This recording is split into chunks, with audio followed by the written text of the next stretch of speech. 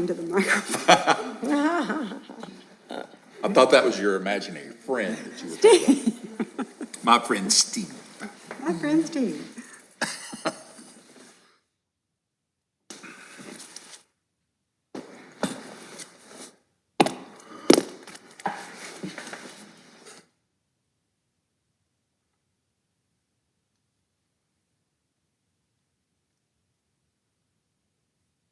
Got it? You okay? All right. Thank you.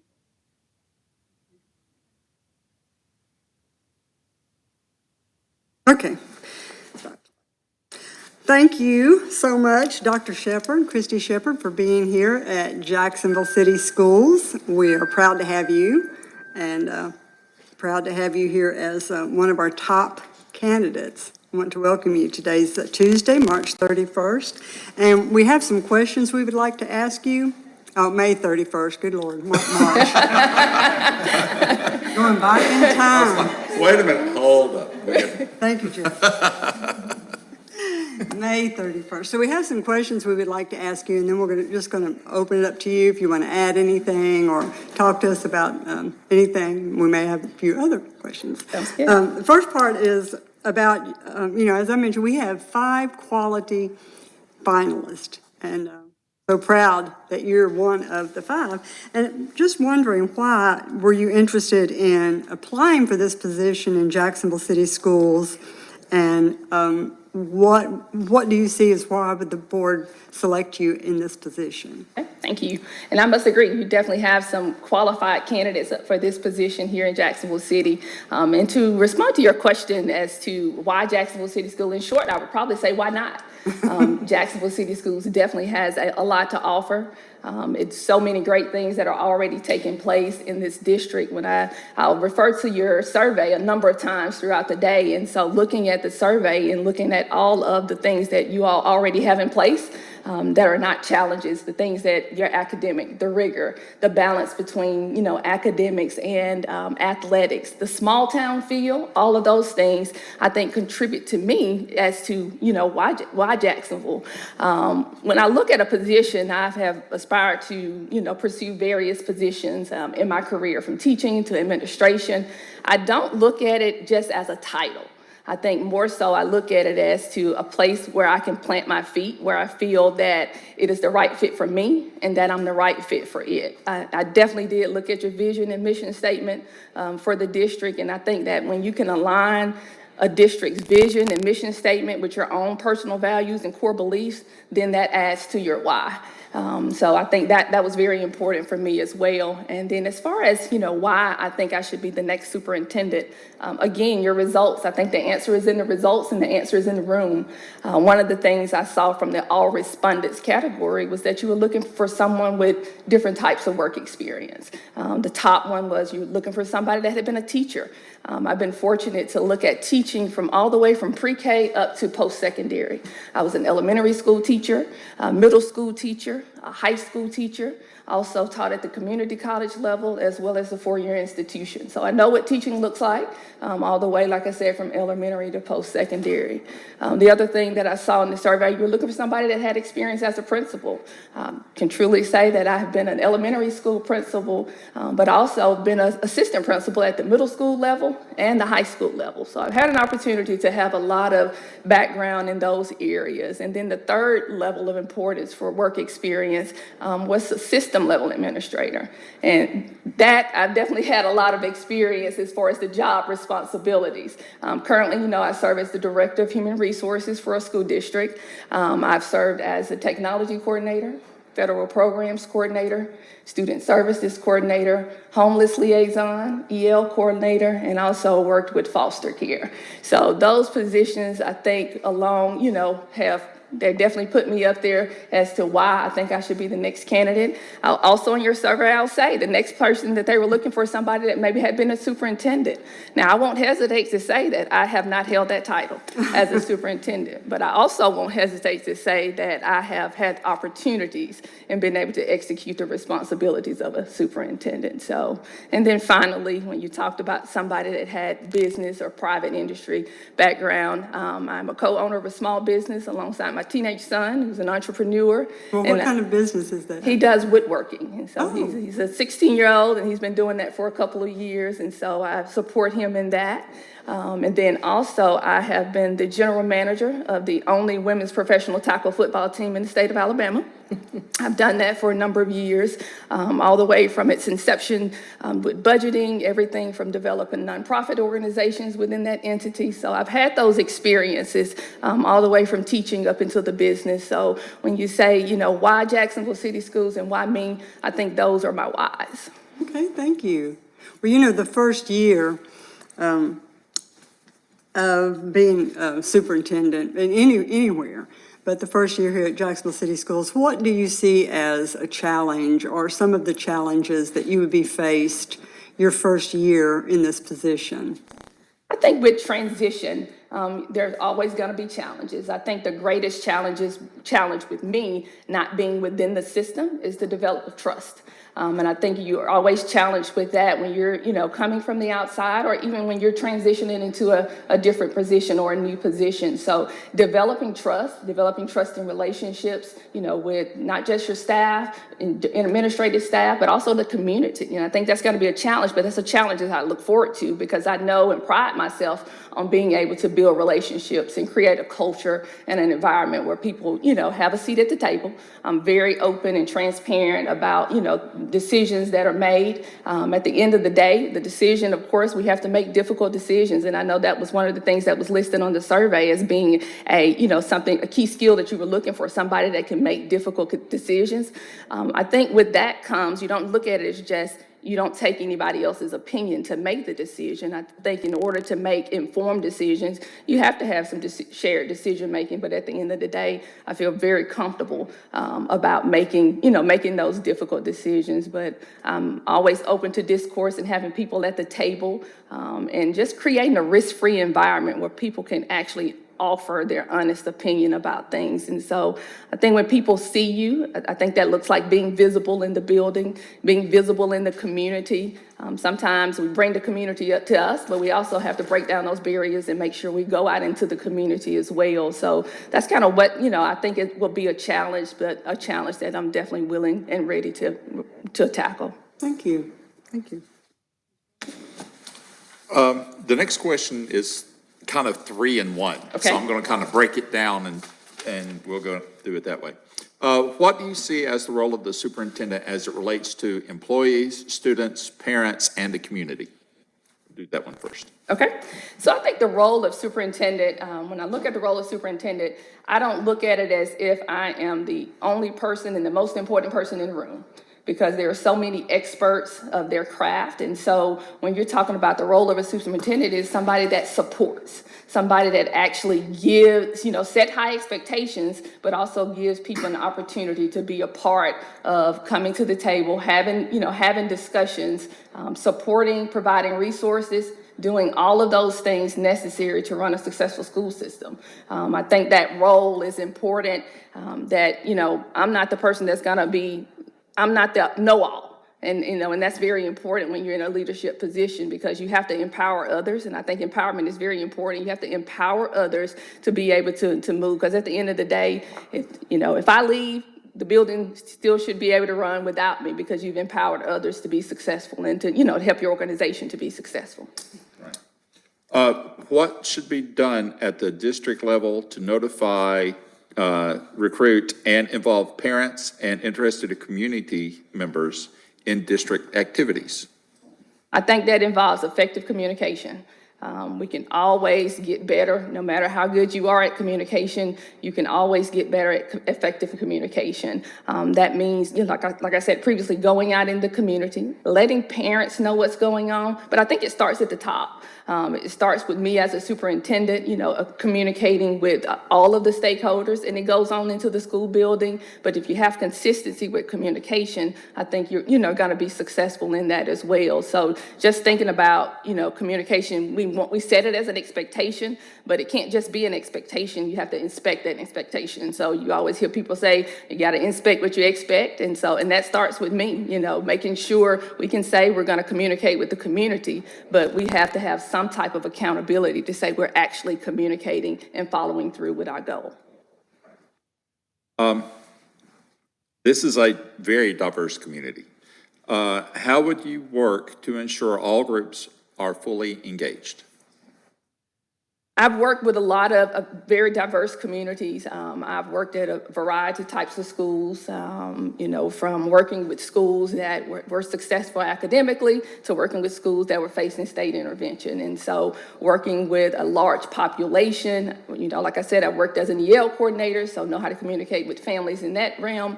But I think the biggest thing with communication, with having representation as a diverse, is breaking down barriers. I think that's what we face because people are maybe not as open sometimes to coming to the schools or coming to the district. So we have to find ways if we want those parents and people in the community to be a part of the school organization, then we have to break down those barriers and make sure we engage them in everything. So I can't talk enough about, communication and what that looks like. It looks like telling our story, the good and bad. We know that people are going to tell the bad of our story, so we've got to be, open and willing to tell our story ourselves. It means going out in the community. It means being visible. It means visiting classrooms. One thing about visiting classrooms, you get more parents engaged once you're visible as a leader, then they know that this is kind of an open door policy. They'll be more, open to coming to the schools. And so breaking down those barriers, regardless of the communities that we serve, you have to break down those barriers and find ways to engage them. With the hiring of a new superintendent, we want to make the transition as smooth as possible for everyone. How would you help both the educational community and the community at large adjust to the new leadership style that would come with a new superintendent? I think it would be, my leadership style would definitely be very evident. Like I talked about, being very transparent. It's no way, one way I would label myself as what type of leader I am. I do consider myself a transformational leader as well as a servant leader. When I talk about being a transformational leader, I'm just talking about committed to helping others grow. And then servant leader, I'm definitely here to serve, everybody that I'm involved with, the community, all the stakeholders. And so kind of making that transition, I want people to see me. I want to be visible so that, it's an easy transition. Transition is always hard, regardless if you're in district or out of district. But one of the biggest things and the keys, when you're coming from somewhere else, it is always questionable, is that person going to try to make our school system similar to another? And that is not my goal. Jacksonville City School has its own identity. Jacksonville City School does not need a facelift. And so just, coming in, seeing that transition, people will know that we're not trying to uproot and change the world, to change, turn somebody's world upside down. So they'll see me being very visible, asking a lot of questions. I think that's the only way to know what's going on in the district, to ask questions. And when I talk about being visible, I'm talking about going into classrooms. Teachers can know that if they see me coming to their classroom, I'm not coming for a dog and pony show. That's not ever my expectation, is to see a dog and pony show, because you're not able to diagnose what they need. And so just knowing that we're coming in to support. So when you see me in a classroom, I'm coming in to see how I can help you to move forward and how I can help you thrive in your environment. Okay. Question number 5. During the past couple of years, our teachers, administrators, and support staff have taken on more and more responsibilities. So what would you do and say to keep them encouraged and keep their morale up? I think, the question says, what would you say? And I think that's important. What I would say would probably be important, but what I would do would probably have the greatest impact. I think people want to see action. So I think the things that we would do, just make sure that they know that they're supported. Teachers are administrators as well. They're willing to go the extra mile if they know they are truly supported. And then recognition of teachers is also very important. It's the small things, but I think you have to make sure that you have the right people in place.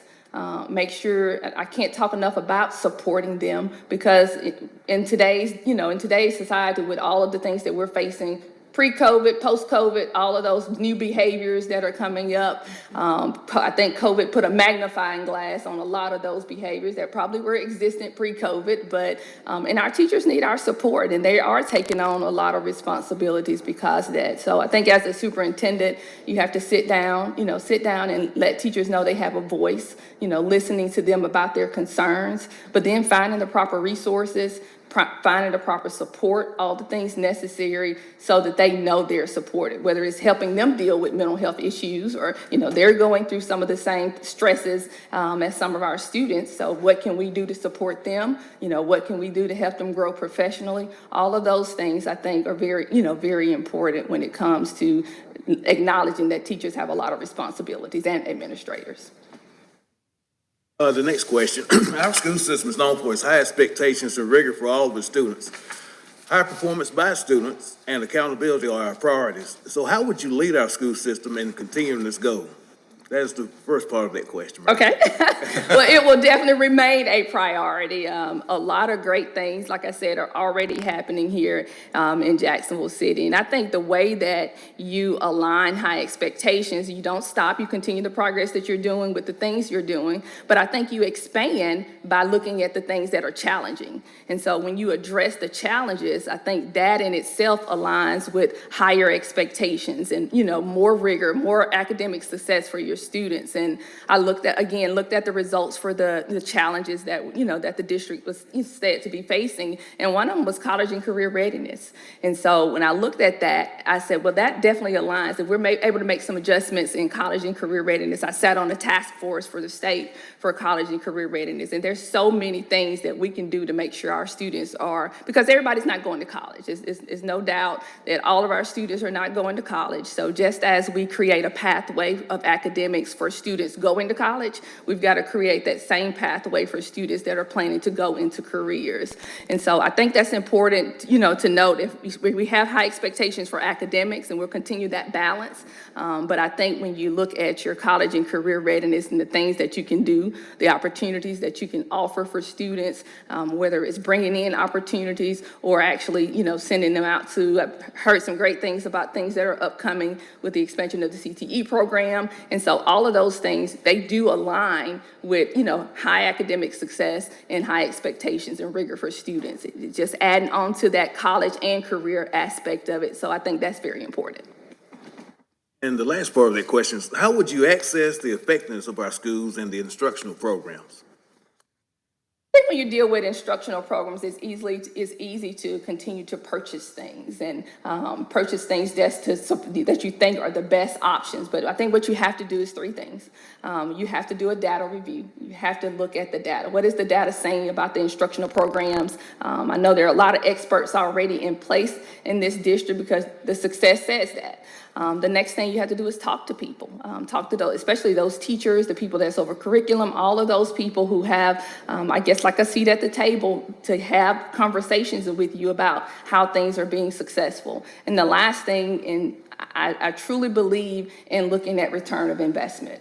When you look at programs, oftentimes, like I said, we purchase programs, spend thousands of dollars on programs, but they're not being utilized, or they're not being, the students are not being successful. So you make fiscal decisions based on return of interest. And so if you have a program, you spent thousands of dollars on it, for instruction, but then when you look at the utilization report, only 10% of our student body may be using it. And then if we look at the data results as far as academic wise, our students are not successful. So that's probably a program we don't need. So when you're looking at things like that, I think you definitely have to look at, talk to people, review the data, but also do a, return on investment. Are those programs really benefiting our students? Based on what you know of our school system, what do you think is the greatest potential for improvement? And you heard me a few minutes ago kind of talk about challenges. In order to, when you talk about improvement, the first thing you got to do is tackle your challenges and be upfront about tackling those challenges. CTE, the expansion of CTE, I think that is one area.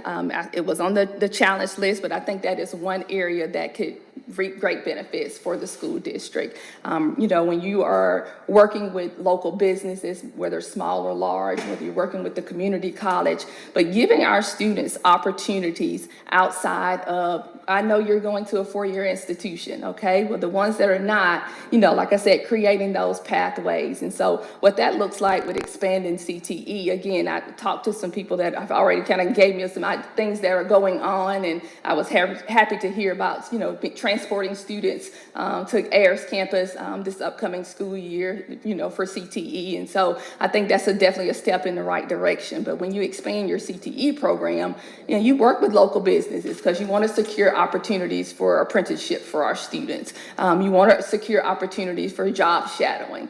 I think one thing to remember is, you know, if we prepare our students, we ask these employers, what are you looking for? What are you looking for in an employee? And if we go in and embed that within our curriculum, then our students have a leg up when they go out into those careers. They are already prepared for those jobs. And so we already have acquired information as to this is what I'm looking for. These are the skills. And so if we could put those skills to use, you know, in the high school area, then they already can be successful. So I think that's very important is the expansion of CTE. And we talked a little bit about, you know, college and career readiness as well.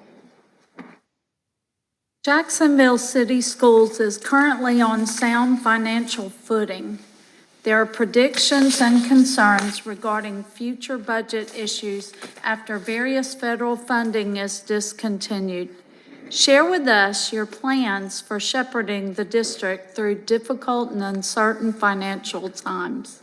But I'm glad you brought up about the funding. When we are all, if you're in education right now, you know 2024 is the magic number. It's the year when they say, you know, all of our funding, you know, for ESSER is possibly going away. And I think that's one of the first things that, you know, I would look at, because we can't wait until 2024 to make decisions about, you know, what are we going to do with all these people we've hired? What are we going to do with all these programs we've purchased, you know, with these funding? I have been instrumental in the writing of several of those plans. That has been within my responsibility as well. And so I've worked with, you know, ESSER 1, 2, 3, you know, ARP cares, all of those federal funding sources. And I think, like I said, you have to have a plan now. And that goes back to return of interest. So if we are return of investment. So if we know that we've hired an individual and based on the work or evaluation of that individual, it's like, we can't get rid of that person. Okay, well, what are we going to do? Is it a program we need to get rid of that's not,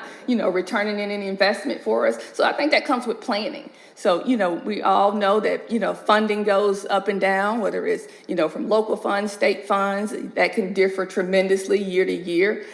So you look at it, the historical data, and then, you know, you try to forecast, but you have to have a plan in place prior to 2024 when all of those things make those adjustments. Due to the size of our school district, the superintendent handles the operation of a variety of programs and duties. Explain your experience in dealing with different programs such as special education, federal program, career tech, and you've explained quite a bit of that today. At-risk programs, ESSERs 1, 2, and 3, et cetera, funds. Okay.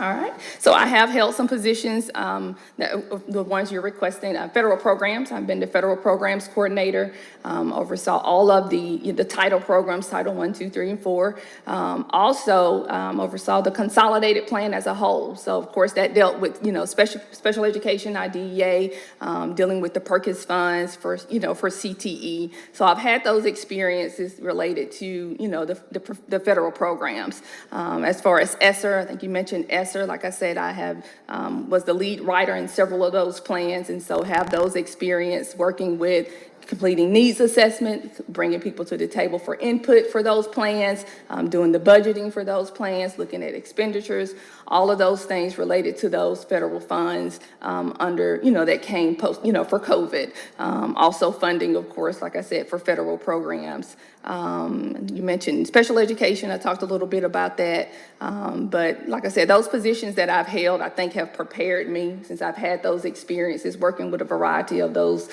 areas areas, and work closely with a lot of the people that head those positions, because as Human Resource Director now, I work with all areas, and so recruitment, teaching units, I am instrumental in, projecting, how many teaching units we're going to have based on the budget, and so how many people we need to hire, and, looking at all of those things. And so I think that, hopefully answers your question about the experiences that I've had already. Thank you. Discipline and safety in our schools are also priorities. This is key for the safety of our students, faculty, and staff, but also in obtaining and retaining 2 quality educators in our classrooms. Describe how you would support administrators and teachers in order to cultivate and discipline safe and orderly school environment. Well, I will commend the district on some of the things that you all are already doing as it relates to safety. Already have people trained in ALICE, you have SROs in the building. So, that is already a great addition to your safety plan. I think that one thing to remember is no one is above, learning and gaining knowledge. And so when you can bring your principals and administrators to the table to find out, what areas of safety concerns they have, and then give them knowledge so there's consistency within the district. I think having consistency with discipline, even with 2 schools, is very important. If you have a student going from classroom to classroom and the behavior is the same, but the consequences are different, then that lets you know we have a problem. And so I think that communication piece, starting with the administrators, just sitting down, talking. We know you have a code of conduct. There are always going to be things that are not in the code of conduct. I served as student services coordinator, and so oversaw everything related to students, including discipline, truancy, all of those areas, served as a hearing officer for all Class 3 offenses in the district. So I know how important discipline and safety is. And so I think that you have to talk to your administrators, talk to district level administrators, people who, are expert in those areas, but talk to your building level principals and support them any way possible with resources that are needed to make sure you have a sound discipline plan, supporting your teachers. I think when you mention retention of teachers, that could be one thing that makes people walk away, from education if they fear that they're not in a safe environment, or if they fear they're not supported when it comes to, when it comes to discipline. Teachers are our biggest recruiters.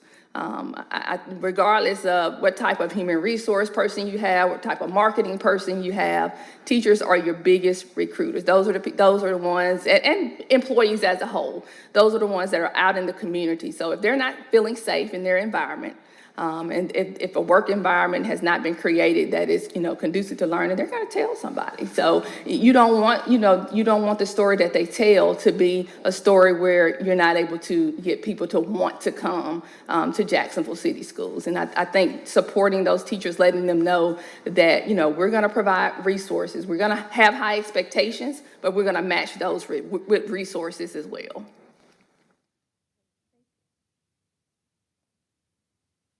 Dr. Shepard? Yes. Did you have any questions for us? I do, if you don't mind. Just have maybe a couple of questions for you. How does the board view the role as it relates to superintendent? What do you view the role of a superintendent? I know that question was asked of me, what I felt was the role of the superintendent, but as the board, what do you feel is the role of the superintendent? What we think the role of the superintendent is? Yes. Is that what you're? Yes, ma'am. Well, the superintendent sets policy with the help of the board. The superintendent also oversees the finances. The superintendent talks to the board and lets us know what is going on, is in communication with us.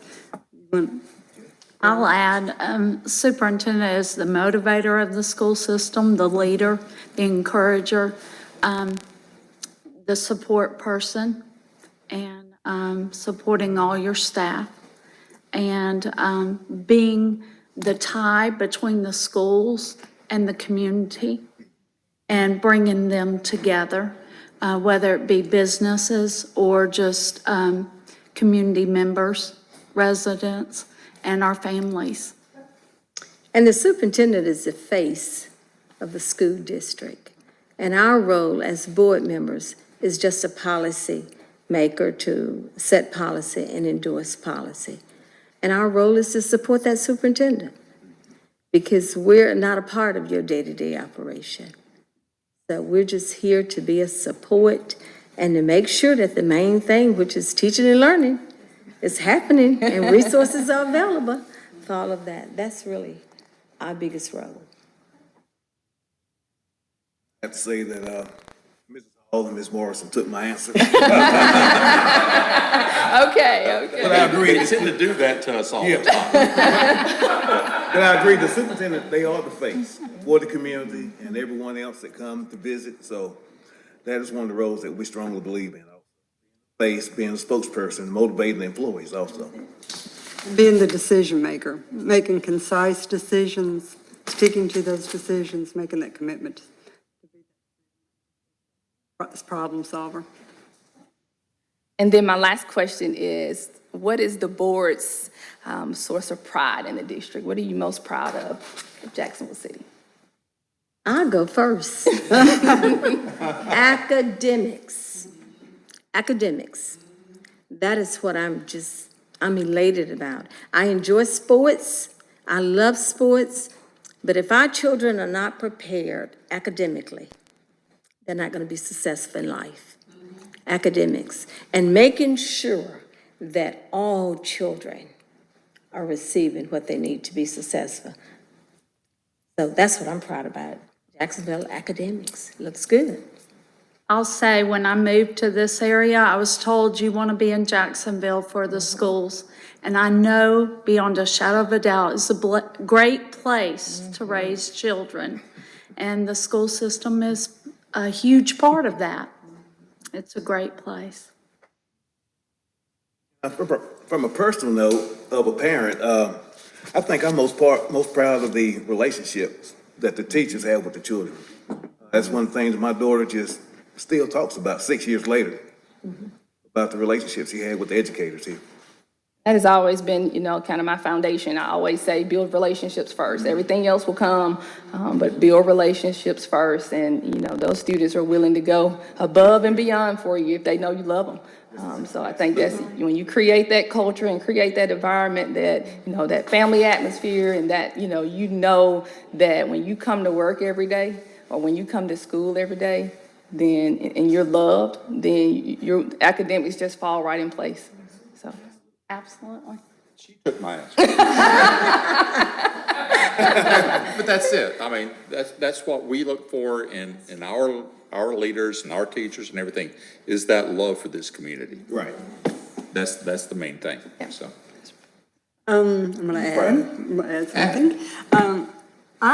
What I'm proud of is the academics and, everything that's mentioned, but also the leader in me. We are currently developing our students, or helping them, nurturing them to develop into leaders.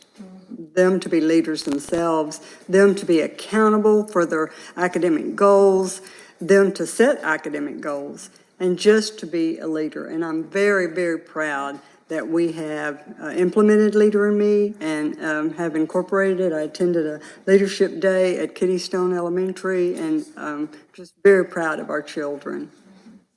Definitely a great program. Kittystone has been doing it for a number of years, and heard that the high school was, working on that as well. And so I think that is important, making leaders, leaders of their own learning, having them responsible and accountable for what they do. So I think Leader in Me is definitely, looking at those 7 habits. I think, Leader in Me is definitely a great program. And if they set their own goals, then they will achieve academically, and they will have Putting them community in charge of pride. their education. Right, is putting them in the charge, key. right, exactly. After a while, it no longer becomes a program, it becomes a way of life, That's for right. the, That's for the right. students. Right, exactly.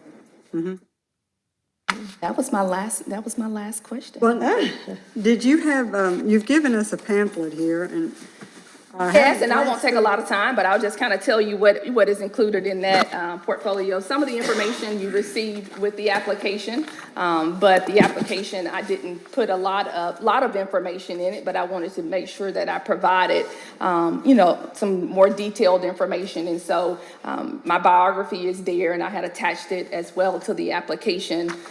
You also have my resume. I also, in this resume, I included some of the presentations and trainings that I've been a part of, some of the grants that I've, received, some of those things. And so I have that outlined in there for you. The next area, I actually addressed it here because I wanted to make sure I looked at the results from that survey. Did a lot of research to see, and I was glad to see that you all put that out so that you could get feedback, because the community is important. The teachers are important. So being able to know what they were looking for, I outlined my, work experience related to the, rank of importance from those survey results. And then after that, I did put in, my personal values and kind of core beliefs. I am definitely committed.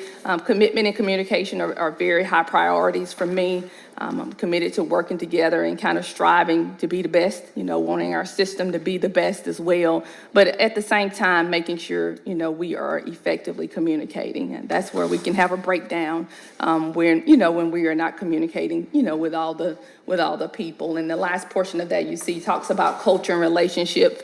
And I can't talk enough about building relationships, creating that environment, and creating a culture of building trusting relationships with, everyone involved. Some of the key skills that were addressed, and the next page just kind of talks about some of the key skills that were addressed in the survey. And I pulled out a couple of them and talked about how I would address those key skills. And so, some of them talked about communicating, with the public and the parents and the communication piece. So I just talked about how we would get our message out there for everything that we're doing, academic, extracurricular, all of those areas. And so that was just an opportunity to kind of tell you.